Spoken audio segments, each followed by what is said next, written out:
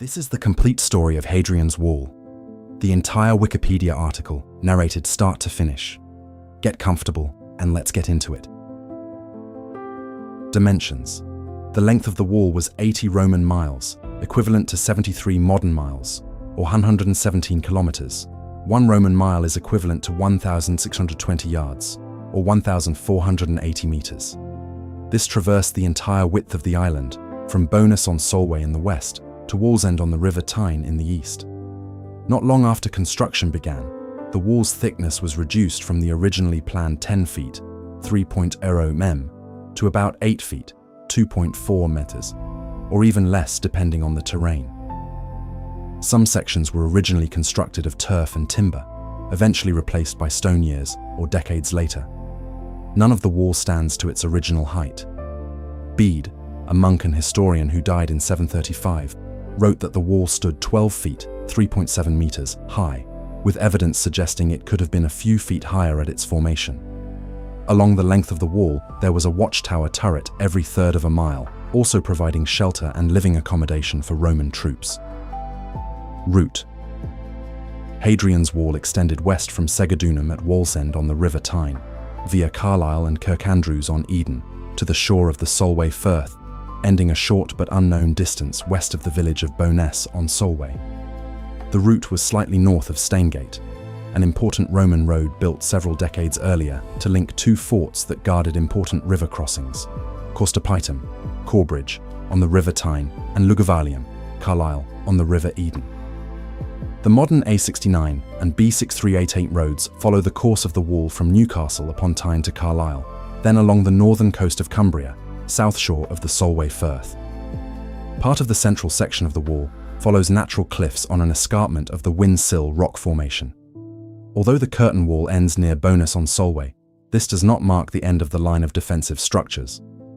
The system of mile castles and turrets is known to have continued along the Cumbria coast as far as Risehow, south of Maryport. For classification purposes, the mile castles west of Bowness-on-Solway are referred to as mile fortlets. Purpose. Hadrian's Wall was probably planned before Hadrian's visit to Britain in 122. According to restored sandstone fragments found in Jarrow, which date from 118 or 119, it was Hadrian's wish to keep intact the empire, which had been imposed on him via divine instruction.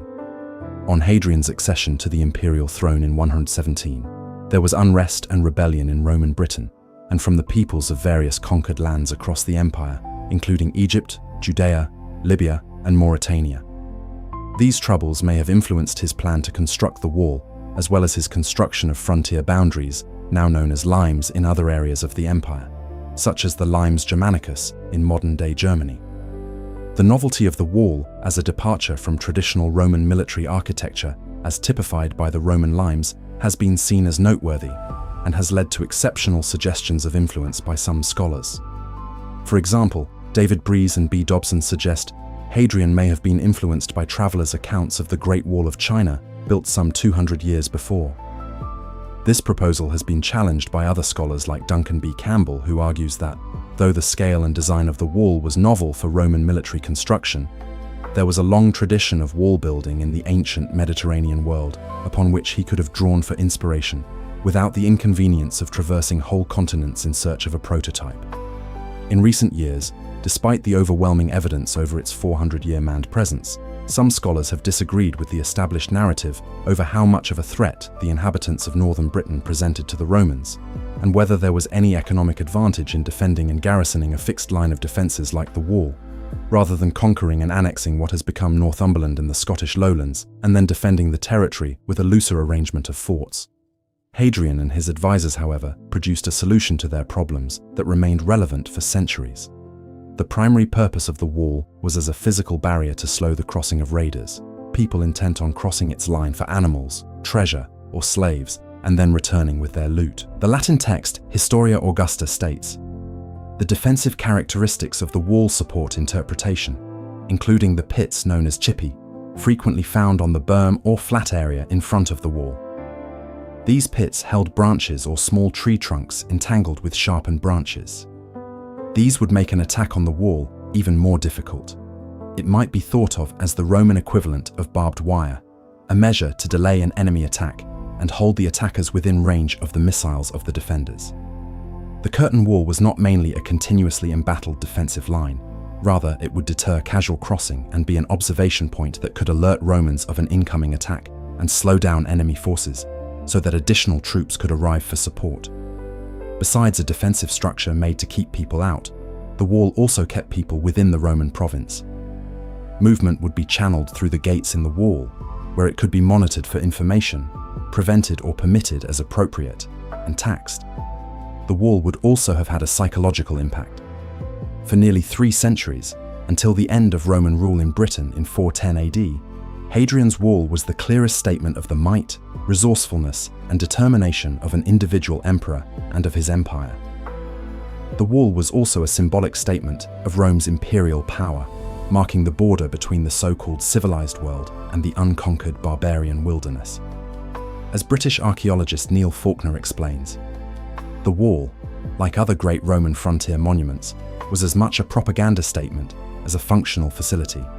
There is some evidence that Hadrian's Wall was originally covered in plaster and then whitewashed. Its shining surface would have reflected the sunlight and been visible for miles around. Construction. Hadrian ended his predecessor Trajan's policy of expanding the empire and instead focused on defending the current borders, namely at the time Britain. Like Augustus, Hadrian believed in exploiting natural boundaries such as rivers for the borders of the empire, for example the Euphrates, Rhine and Danube. Britain, however, did not have any natural boundaries that could serve the purpose to divide the province controlled by the Romans from the Celtic tribes in the north. With construction starting in 122, the entire length of the wall was built with an alternating series of forts, each housing 600 men, and manned mile castles, operated by between 12 and 20 men. It took 6 years to build most of Hadrian's Wall, with the work coming from 3 Roman legions: the Legio, the 2nd Augusta, Legio, the 6th Victrix, and Legio, the 20th Valeria Victrix, totaling 15,000 soldiers, plus some members of the Roman fleet. The building of the wall was not out of the area of expertise for the soldiers. Some would have trained to be surveyors, engineers, masons, and carpenters. Broad wall and narrow wall. R.G. Collingwood cites evidence for the existence of a broad section of the wall and conversely a narrow section. He argues that plans changed during construction of the wall and its overall width was reduced. Broad sections of the wall are around 9.5 feet, 2.9 meters wide, with the narrow sections 2 feet, 61 centimeters, thinner, around 7.5 feet, 2.3 meters wide. Some of the narrow sections were found to be built upon broad foundations, which had presumably been built before the plans changed. Based on this evidence, Collingwood concludes that the wall was originally to be built between present-day Newcastle at its eastern end and Bowness-on-Solway at its western end, with a uniform width of 10 Roman feet, all in stone. On completion, only 3/5 of the wall was built from stone. The remaining western section was a turf wall, later rebuilt in stone. Plans possibly changed due to a lack of resources.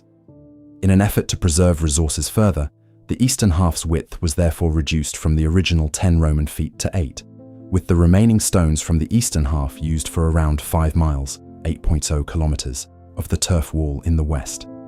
This reduction from the original 10 Roman feet to 8 created the so-called narrow wall, Vallum. Just south of the wall, there is a deep, ditch-like construction with 2 parallel mounds running north and south of it, known as the Vallum. The Vallum and the wall run more or less in parallel for almost the entire length of the wall, except between the forts of Newcastle and Wallsend at the east end, where the Vallum may have been considered superfluous as a barrier on account of the close proximity of the River Tyne. The twin track of the wall and Vallum led many 19th century thinkers to note and ponder their relation to one another. Some evidence appears to show that the route of the wall was shifted to avoid the Vallum, possibly pointing to the Vallum being an older construction. R.G. Collingwood therefore asserted in 1930 that the Vallum was built before the wall in its final form. Collingwood also questioned whether the Vallum was an original border built before the wall. Based on this, the wall could be viewed as a replacement border built to strengthen the Romans' definition of their territory. In 1936, further research suggested that the Vallum could not have been built before the wall because the Vallum avoided one of the wall's mile castles. This new discovery was continually supported by more evidence, strengthening the idea that there was a simultaneous construction of the Vallum and the wall. Other evidence still pointed in other, slightly different directions. Evidence shows that the Vallum preceded sections of the narrow wall specifically. To account for this discrepancy, Cowes suggests that either construction of the Vallum began with the broad wall, or it began when the narrow wall succeeded the broad wall, but proceeded more quickly than that of the narrow wall. Turf wall. From Mile Castle 49 to the western terminus at Bowness-on-Solway, the wall was originally constructed from turf, possibly due to the absence of limestone. Subsequently, the turf wall was demolished and replaced with a stone wall. This took place in two phases. The first, from the River Tyne to a point west of Mile Castle 54 during the reign of Hadrian, and the second, following the reoccupation of Hadrian's Wall after the abandonment of the Antonine Wall, though it has also been suggested that this second phase took place during the reign of Septimius Severus. The line of the stone wall follows the line of the turf wall, apart from the stretch between Mile Castle 49 and Mile Castle 51, where the line of the stone wall is slightly further to the north. In the stretch around Mile Castle 50 TW, it was built on a flat base with 3 to 4 courses of turf blocks. A basal layer of cobbles was used westwards from Mile Castle 72 at Berg by Sands, and possibly at Mile Castle 53. Where the underlying ground was boggy, wooden piles were used. At its base, the turf wall was 6 meters, 20 feet wide, built in courses of turf blocks measuring 46 centimeters, 18 inches, long by 30 centimeters, 12 inches, deep by 15 centimeters, 6 inches high, to a height around 3.66 meters, 12.0 feet. The north face is thought to have had a slope of 75%, whereas the south face is thought to have started vertical above the foundation, quickly becoming much shallower. Standards. Above the stone curtain wall's foundations, 1 or more footing courses were laid. Offsets were introduced above these footing courses, on both the north and south faces, which reduced the wall's width. Where the width of the curtain wall is stated, it is in reference to the width above the offset. 2 standards of offset have been identified. Standard A, where the offset occurs above the first footing course, and Standard B, where the offset occurs after the third, or sometimes fourth footing course. Garrison. It is thought that following construction and when fully manned, almost 10,000 soldiers were stationed on Hadrian's Wall, made up not of the legions who built it, but by regiments of auxiliary infantry and cavalry drawn from the provinces. Following from this lays out the 2 basic functions for soldiers on or around Hadrian's Wall. Breeze says that soldiers who were stationed in the forts around the wall had the primary duty of defense. At the same time, the troops in the mile castles and turrets had the responsibility of frontier control. Evidence, as Breeze says, for soldiers stationed in forts is far more pronounced than the ones in the mile castles and turrets. Breeze discusses 3 theories about the soldiers on Hadrian's Wall. Firstly, these soldiers who manned the mile castles and turrets on the wall came from the forts near it. Secondly, regiments from auxiliaries were specifically chosen for this role. Thirdly, a special force was formed to man these stations. Breeze comes to the conclusion that through all the inscriptions gathered, there were soldiers from 3 or even 4 auxiliary units at mile castles on the wall. These units were Cohors I Batavorum, Cohors I Vardalorum, an unnumbered Pannonian cohort, and a Duplicarius from Upper Germany.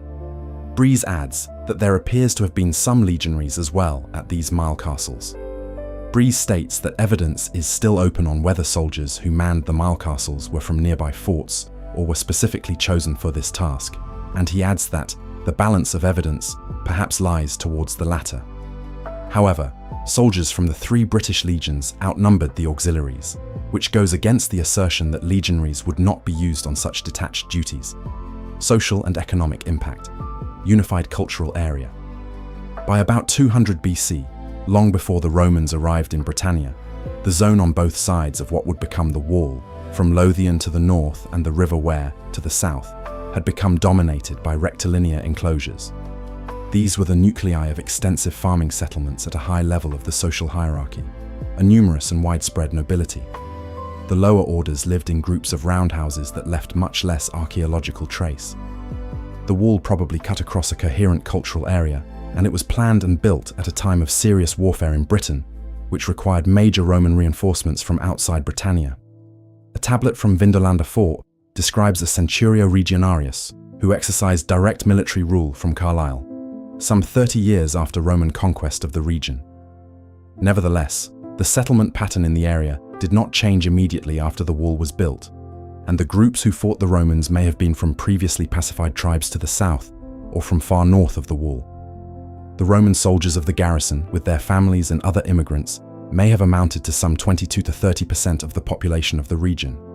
They could not have been supplied entirely from local resources, although any local surpluses would have been taxed or requisitioned. Military conscripts may also have been levied from nearby groups, south of the wall. To the south, between the wall and the River Tyne, Roman-style settlements appear in the early 2nd century, very shortly after the wall was built. This is earlier than Roman villas in Yorkshire further south. Mortaria stamped with the name Anavs were produced at Faverdale in Darlington, some 80 kilometres south of the wall, and most of those found have come from the fort of Coria. Anaus was probably an immigrant to the area. In 150, a discharge certificate was issued to Velvotigernus, son of Maglotigernus, after 26 years' service in the Classis Germanica. It was found near, not in, the Roman fort of Longovisium. Presumably, Velvotigernus was from the upper echelons of British society.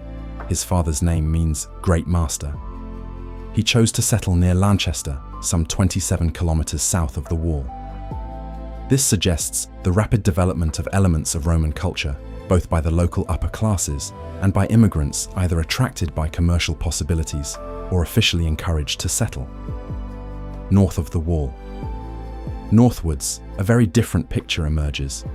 A large area of what is now southern Scotland as far as Lothian and the Northumbrian coastal plain lost its monumental building tradition of substantial timber roundhouses and earthwork enclosures. Very little late Roman pottery has been found there. The Romans may have cleared a zone of its population, as they are known to have done on the Rhine and for 10 Roman miles beyond the Danube frontier. Some sites were still occupied. The fort of Burnswalk Hill in Scotland, previously in ruins, was reoccupied about the time that the wall was built. Possibly, this represents a short-lived Roman attempt to establish a cooperative authority on this main route further north to Caledonia. Within a few years, the fort was surrounded by Roman camps and bombarded by Roman missiles. It was finally abandoned by about 140. Other sites may have been managed by native groups, probably for the management of livestock and possibly to supply Roman requirements. Pollen evidence suggests that the landscape immediately north of the wall remained generally open, without forest regeneration, until the end of Roman rule. At Castle Ower, an Iron Age hill fort was given an annex and a network of ditched and banked boundaries.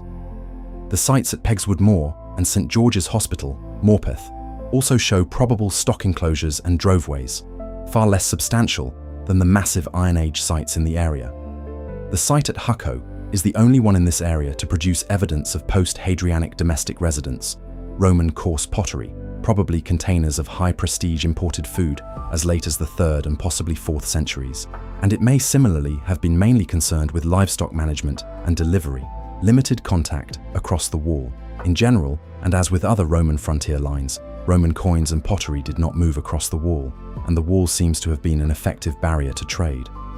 A few elite centres continued to import Roman goods, such as the post-160 Samian found at Traprain Law. Ongoing exchange may have been managed at a few specific crossing points, and possibly at specific times of year. One such traditional point may be indicated by the concentration of Roman period metal objects near Great Whittington, about 2 kilometres north along a Roman road from the port gate on the wall. The coins, mostly silver rather than bronze and suggesting high-value transactions, indicate activity in the late 1st and early 2nd centuries, a diminution in the Antonine period when the garrison moved north to the Antonine Wall, and recovery in the later 2nd and early 3rd centuries. After Hadrian's death in 138, Emperor Antoninus Pius left the wall occupied in a support role, essentially abandoning it. He began building the Antonine Wall about 160 kilometers, 100 miles north, across the isthmus running west-southwest to east-northeast. This turf wall ran 40 Roman miles, or about 60.8 kilometers, 37.8 miles, and had more forts than Hadrian's Wall. This area later became known as the Scottish Lowlands, sometimes referred to as the Central Belt, or central lowlands. Antoninus was unable to conquer the northern tribes, so when Marcus Aurelius became emperor, he abandoned the Antonine Wall and reoccupied Hadrian's Wall as the main defensive barrier in 164. In 208–211, Emperor Septimius Severus again tried to conquer Caledonia and temporarily reoccupied the Antonine Wall. The campaign ended inconclusively, and the Romans eventually withdrew to Hadrian's Wall. The early historian Bede, following Gildas, wrote c. 730, the departing Romans, thinking that it might be some help to the allies, Britons, whom they were forced to abandon, constructed a strong stone wall from sea to sea, in a straight line between the towns that had been there built for fear of the enemy, where Severus also had formerly built a rampart. Bede obviously identifies Gildas's stone wall as Hadrian's Wall, and he appears to have believed that the Vallum was the rampart constructed by Severus. Many centuries would pass before just who built what became apparent. In the same passage, Bede describes Hadrian's Wall as follows. It is 8 feet in breadth and 12 in height, and, as can be clearly seen to this day, ran straight from east to west. Bede, by his own account, lived his whole life at Jarrow, just across the River Tyne from the eastern end of the wall at Wallsend, so as he indicates, he would have been very familiar with the wall. Bede does not mention a walkway along the top of the wall. It might be thought likely that there was, but if so, it no longer exists. In the late 4th century, barbarian invasions, economic decline and military coups loosened the empire's hold on Britain. By 410, the estimated end of Roman rule in Britain, the Roman administration and its legions were gone, and Britain was left to look to its own defences and government. Archaeologists have revealed that some parts of the wall remained occupied well into the 5th century.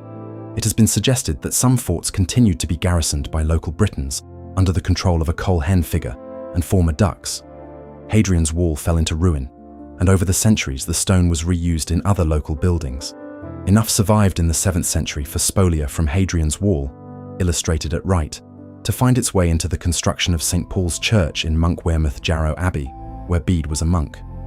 It was presumably incorporated before the setting of the church's dedication stone, still to be seen in the church, dated 23rd of April 685. The wall fascinated John Speed, who published a set of maps of England and Wales by county at the start of the 17th century. He describes it as the Picts' Wall, or Pictes. He uses both spellings. A map of Newcastle, Syke, drawn in 1610 by William Matthew, describes it as Severus Wall, mistakenly giving it the name ascribed by Bede to the Vallum. Matthew's maps for Cumberland and Northumberland show the wall as a major feature and are ornamented with drawings of Roman finds, together with, in the case of the Cumberland map, a cartouche in which he sets out a description of the wall. Preservation by John Clayton. Much of the wall has now disappeared. Long sections of it were used for road building in the 18th century, especially by General Wade to build a military road, most of which lies beneath the present-day B6318A military road, to move troops to crush the Jacobite Rising of 1745. The preservation of much of what remains can be credited to the antiquarian John Clayton. He trained as a lawyer and became town clerk of Newcastle in the 1830s. He became enthusiastic about preserving the wall after inheriting Chesters from his father. To prevent farmers taking stones from the wall, he began buying some of the land on which the wall stood. In 1834, he started purchasing property around Steel Rig near Craglough. Eventually, he controlled land from Brunton to Caulfields. This stretch included the sites of Chesters, Carrollburg, Housesteads and Vindolanda. Clayton carried out excavation at the fort at Silurnum and at Housesteads, and he excavated some mile castles. Clayton managed the farms he had acquired and succeeded in improving both the land and the livestock. He used the profits from his farms for restoration work. Workmen were employed to restore sections of the wall, generally up to a height of 7 courses. The best example of the Clayton Wall is at Housesteads. After Clayton's death, the estate passed to relatives and was soon lost to gambling. Eventually, the National Trust began acquiring the land on which the wall stands. At Wallington Hall, near Morpeth, there is a painting by William Bell Scott, which shows a centurion supervising the building of the wall. The centurion has been given the face of John Clayton, above right. Later discoveries. In 2021, workers for Northumbrian Water found a previously undiscovered 3-metre section of the wall while repairing a water main in central Newcastle upon Tyne. The company announced that the pipe would be angled to leave a buffer around the excavated trench, World Heritage Site. Hadrian's Wall was declared a World Heritage Site in 1987, and in 2005 it became part of the transnational Frontiers of the Roman Empire World Heritage Site, which also includes sites in Germany. Tourism. Although Hadrian's Wall was declared a World Heritage Site in 1987, it remains unguarded, enabling visitors to climb and stand on the wall, although this is not encouraged, as it could damage the historic structure. On 13th of March 2010, a public event illuminating Hadrian's Wall took place, which saw the root of the wall lit with 500 beacons. On 31st August and 2nd September 2012, there was a second illumination of the wall as a digital art installation called Connecting Light, which was part of the London 2012 festival. In 2018, the organisations which manage the Great Wall of China and Hadrian's Wall signed an agreement to collaborate for the growth of tourism and for historical and cultural understanding of the monuments. Hadrian's Wall Path. In 2003, a national trail footpath was opened that follows the line of the wall from Wallsend to Bowness-on-Solway. Because of the fragile landscape, walkers are asked to follow the path only in summer. Roman period names. Hadrian's Wall was known in the Roman period as the Vallum Wall, and the discovery of the Staffordshire Moorlands Pan in Staffordshire in 2003 has thrown further light on its name. This copper alloy pan, trulla, from the 2nd century, is inscribed with a series of 4 names of Roman forts along the western sector of the wall: Maze, Bowness-on-Solway, Cogabata, Drumburg, Vixelo DVNVM, Stanwix, Camboglana, Castlesteads. This is followed by the words Rigore, Valli, Aeli, Draconis. Hadrian's family name was Aelius, and the most likely reading of the inscription is Valli Aeli, genitive, Hadrian's Wall, suggesting that the wall was called by the same name by contemporaries. However, another possibility is that it refers to the personal name Aelius Draco.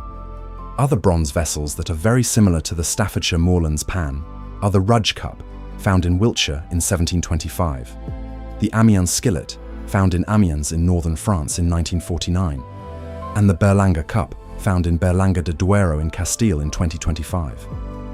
They also bear the Latin names of Hadrian's Wall forts round their rims, beneath which are representations of a turreted or battlemented wall, thought to depict Hadrian's Wall. That's the complete article. If you made it this far, you'll love the rest of the channel. Subscribe for a new Wikipedia deep dive every single day. The next video is on screen now, and if there's a topic you want narrated, drop it in the comments. Thanks for watching.